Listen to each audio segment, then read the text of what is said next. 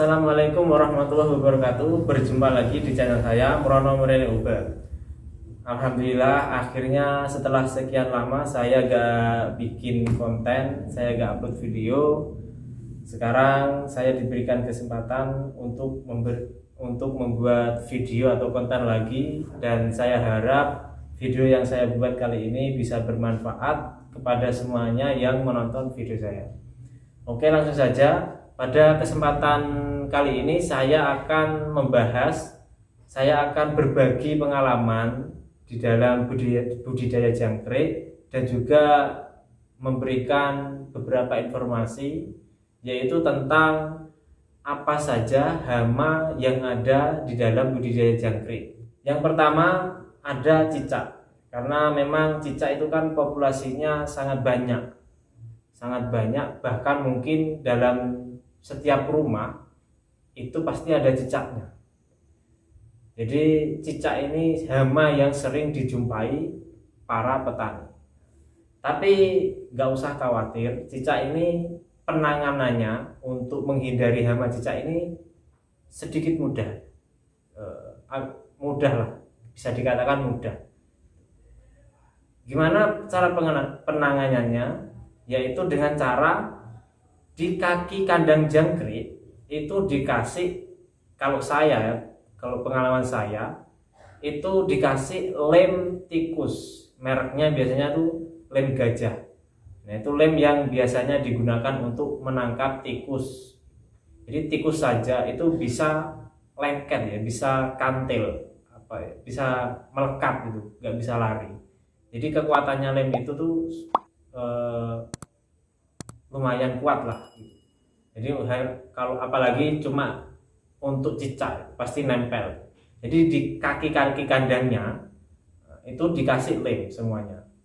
Jadi ketika ada cicak yang mau lewat atau yang mau naik ke kandang untuk masuk ke arena atau rumah jangkrik, itu udah bisa, pasti ngelengket dulu di kaki kandang karena sudah dikasih lem tikus. Yang kedua ada kadal. Kadal ini juga sama penanganannya. Oh ya, satu lagi tambahan, ketika membuat kandang atau menempatkan posisi kandang itu sebisa mungkin dijauhkan dari cagak. Apa sih cagak ya? Dijauhkan dari tiang, tiang rumah, supaya meskipun kalau kandang kita, kaki-kaki kandang kita sudah dikasih lem, tapi didekatkan dengan tiang rumah, itu nanti cicak bisa loncat dari tiangnya. Jadi agak dijauhkan, sekiranya cicak kalau loncat tuh tidak nyampe ke kandang. Itu yang pertama. Yang kedua itu ada kadal. Kadal ini juga sama penanganannya, yaitu dengan dikasih lem tikus di kaki-kaki kandang. Nah, itu ketika kadal mau naik ke kandang, mau masuk ke rumah jangkrik, arenanya jangkrik, lokasi ke tray atau pokoknya ke dalam kandang lah. Itu kan pasti lewatnya, kalau kadal kan bisa merayap juga kayak cicak. Jadi lewatnya biasanya lewat kaki-kaki kandang. Jadi ketika kaki kandang jangkrik sudah dikasih lem tikus, nanti kadalnya itu melekat di situ. Kuat kok, insya Allah kuat. Pengalaman saya sering saya dapat kadal, kalau biasanya pagi-pagi bangun tidur saya cek kandang itu ada kadalnya gitu biasanya. Hama yang ketiga yaitu ada semut. Nah, semut ini penanganannya juga sama, dikasih lem tikus juga di kaki kandang. Lemnya itu seperti agak cair, tapi itu ketika terkena kaki atau menyentuh kakinya binatang itu lengketnya luar biasa. Emang agak cair, cuma lengket.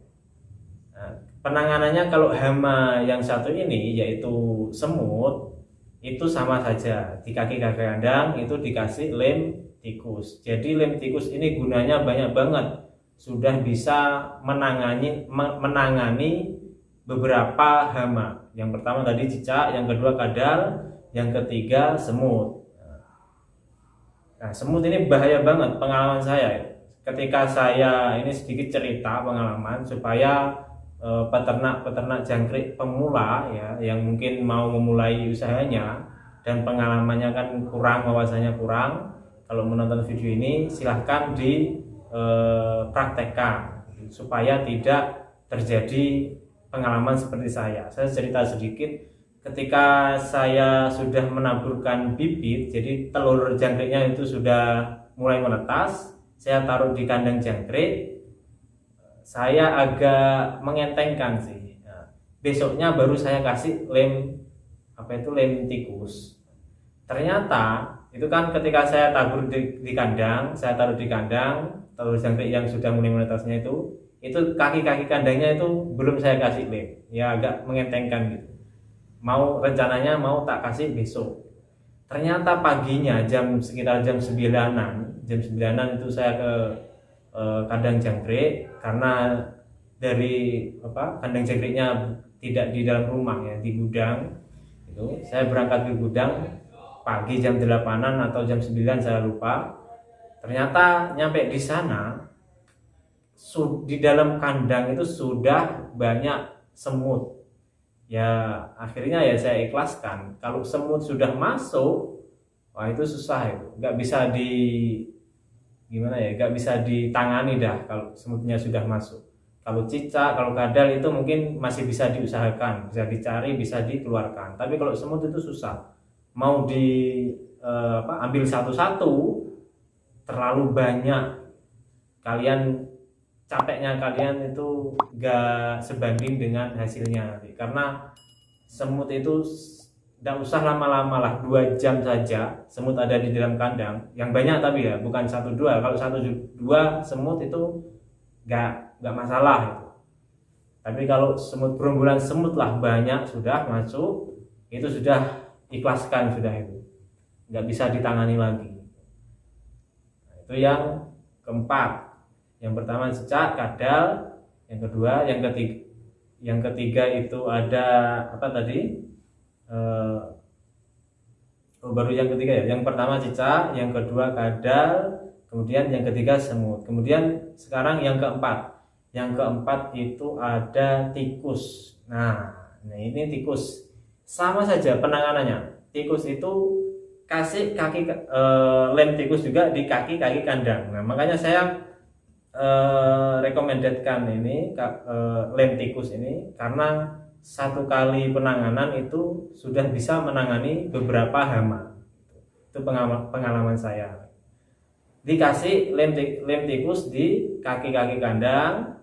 Nah itu nanti kalau ada tikus, nah usahakan juga kalau buat kandang jarak antara kaki dengan alas kandang itu agak tinggi, supaya ketika tikus gak lewat kakinya, tikus mau loncat dari tanah ke alas kandang itu ndak nyampe gitu, karena tinggi antara kaki kandang dengan alas kandang tinggi.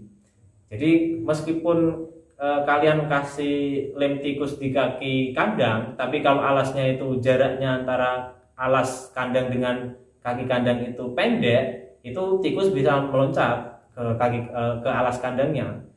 Jadi usahakan agak tinggi kaki kandangnya, agak tinggi antara kaki kandang dengan alas kandang. Kemudian yang kelima ini ada ulat jangkrik. Nah, ulat jangkrik ini sering dijumpai ulat jangkrik ini sering dijumpai di daerahnya itu banyak beternak jangkrik. Seperti di daerah saya aslinya di Galan, Kebun Agung, Kecamatan Kebun Agung, Kabupaten Demak. Rata-rata di kampung saya itu sampingannya itu budidaya jangkrik. Nah, hama ulat jangkrik ini susah ditangani karena gak ada jalan untuk menutup hama yang satu ini. Jadi jika gak bisa dikasih lem di kaki kandang atau kandangnya ditutup atau bagaimana, itu tetap bisa ulat jangkrik, karena dia itu berasal dari telur kepik kepik apa ya, semacam kayak kumbang gitu, itu dia bertelur di kandang gitu. Kalau menetas itu jadi ulat jangkrik. Tapi kepiknya itu emang kepik khusus, kepik jangkrik itu, bukan kepik ulat Hongkong atau ulat Jerman, tapi kepik ulat jangkrik. Nah, ketika menetas itu jadi ulat di kandang jangkrik. Jadi ketika jangkrik berumur misalnya seminggu, itu sudah kelihatan ulat jangkriknya tuh banyak banget. Biasanya langsung dia makannya sebenarnya makan pur atau sentral. Cuman kan itu bisa membuat jangkrik stres juga, dan kayaknya itu juga bisa membuat jangkrik mati sih. Kalau kena apa itu bulunya, saya kurang tahu juga. Yang jelas dia itu makannya sentral. Tapi ketika ada jangkrik mati, itu mau dimakan juga, mau juga dijadikan konsumsi ulat jangkrik. Nah, kalau ulat jangkrik ini pengalaman saya itu agak susah untuk menangani hama yang satu ini. Penanganannya ya kita harus menyemprot dengan obat. Ada obatnya, tapi ini bukan disemprot di jangkriknya ya, tapi nyemprotnya ini setelah panen. Setelah jangkrik panen, lokasi ruang yang dijadikan budidaya jangkrik itu disemprot semua lokasinya. Kalau di kamar ya sekamar itu disemprot, dan juga kandang-kandangnya itu disemprot juga. Karena kalau nggak disemprot itu kadang kepiknya itu nyelempet di kaki-kaki kandang. Jadi harus disemprot semua. Jadi, biar mati semua kepik-kepiknya itu, bukan ulatnya tok yang mati. Kalau ulatnya tok yang mati, kepiknya masih hidup, ya nanti bisa bertelur lagi gitu.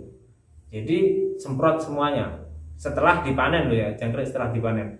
Kalau belum dipanen yang mati semua, sak jangkrik-jangkriknya mati semua gitu. Nah, itu mungkin yang saya alami, pengalaman yang saya alami, hama-hama yang pernah saya dapati gitu. Kalau ada tambahan dari teman-teman bisa komen di video saya. Terima kasih, mungkin cukup itu. Sekian dari saya, kurang lebihnya mohon maaf, dan saya harap video ini bisa bermanfaat bagi semua yang menonton. Siapa aja yang menonton bisa diambil manfaatnya. Saya akhiri, assalamualaikum warahmatullahi wabarakatuh. Jangan lupa subscribe, komen, like, dan share.